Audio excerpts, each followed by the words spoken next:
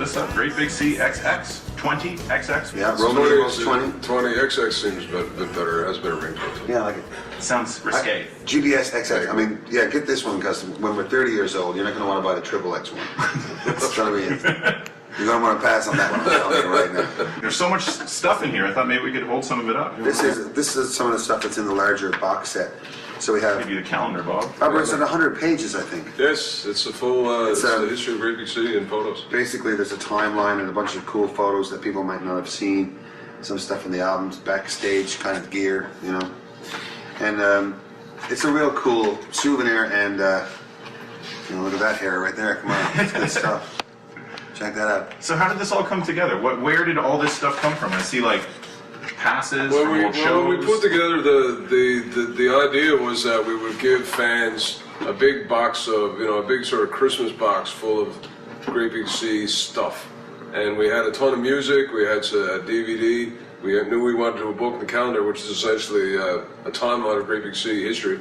But plus, the stuff that fans love to keep for themselves, you know, the backstage passes and the stickers and the lyrics. You know, we had boxes and boxes and boxes of that stuff, and we wanted people to see it. How much of this came from the book and research for the book? Well, the book, when we started looking for the book, we started looking for photographs, you know, and everyone had stuff.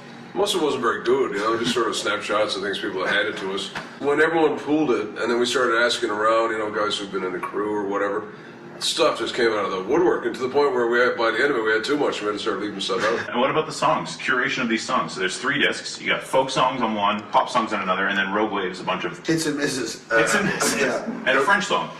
Yeah, the Rogue Waves disc is really a collection of 2 groups of music, one of which is popular Great Big C songs that you may have known from the finished versions on records or live or whatever.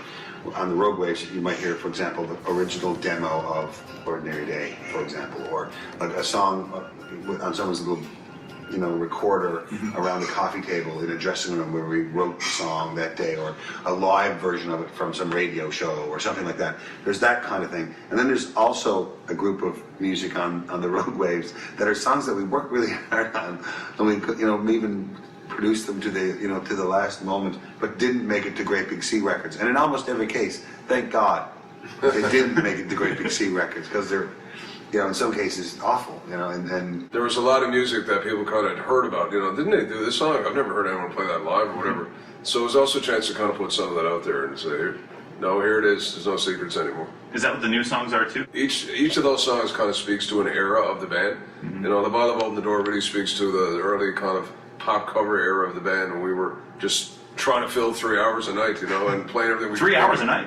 Well, we started playing set. pubs in St. John's, we used to do 3-hour-long sets. So, I mean, we, you know, play everything we could think of, you know, and that Run Run Away, for example, which was our first hit, came out of that era, and that kind of, do you know Run Run Away? Great, I'll play it too. You know, there was a lot of that. one of the things that, like, in that I've always tried to keep my ear open for, because is like, for some reason, we have this thing where we have, you know, really odd instruments compared to most bands. You know, like we have, just Bob plays so many of them, and you just live in our world, you know, and, you know, like Huxley Workman always joked about being at the Great Big C studio in Newfoundland and said, this is the only studio I've ever been in where someone says, pass the bouzouki, and someone says, which one? And so whenever I hear like a pop song, you know, that has something in it that I think would work really well on one of our wacky instruments, I sort of make a mental note of it.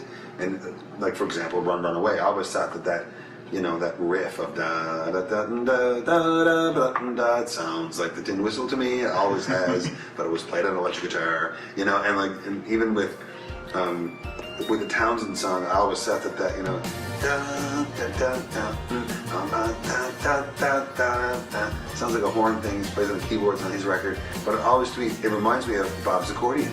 Because the way Bob plays, like on Going Up, for example, you know, that kind of horn section accordion, I call it, you know, where Bob plays a horn riff on the accordion, you know, so it's like, you know, that one, like, I always loved that song, you know, it's sort of one of the things, my role has always been like, hey, I got a cover song for us to do, let's do this one. Yeah, here's one. No, often it doesn't work, but. It's interesting the REM cover's not on this record. And the rub is on those songs, too, that we played so much when it was popular. Yeah. That it definitely wore out its welcome for us, and for not necessarily for the audience.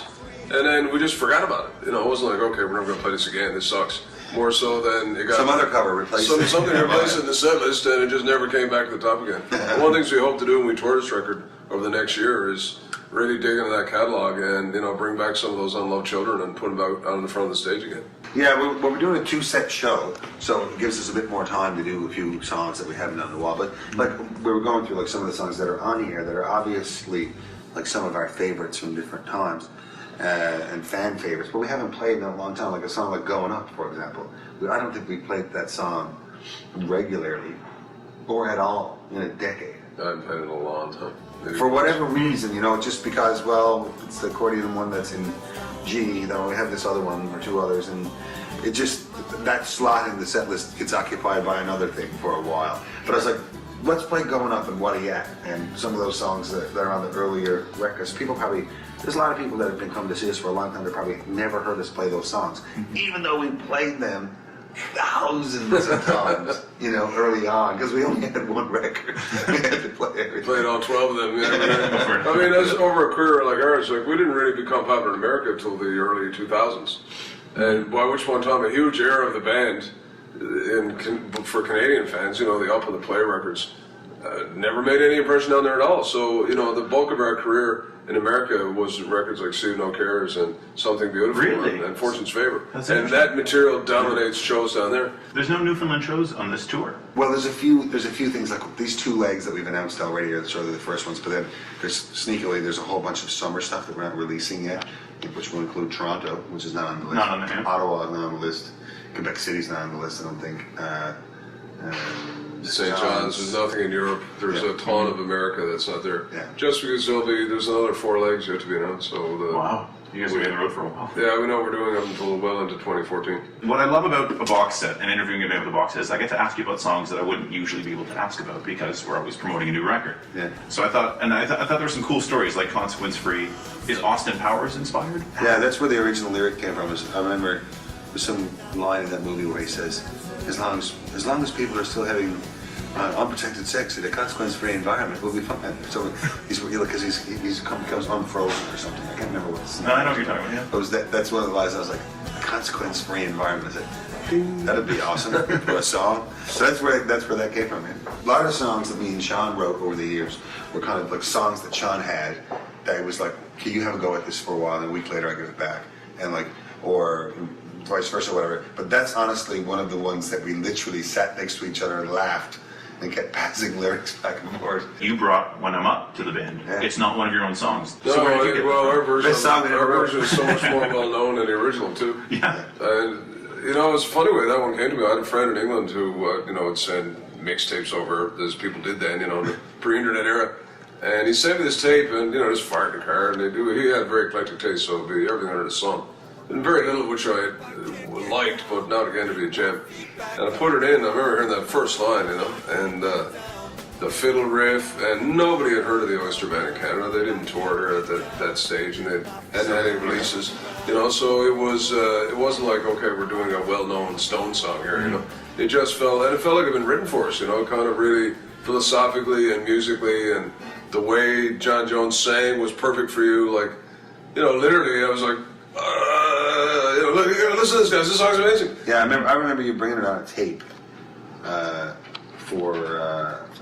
that's the Play record, right? It's for the Play record. And bought it in, laid it down, put it in the cassette player. We had to record this song. We listened to it and went, yeah, we had to record that song. Who is this? It's like a band called the Oyster Band.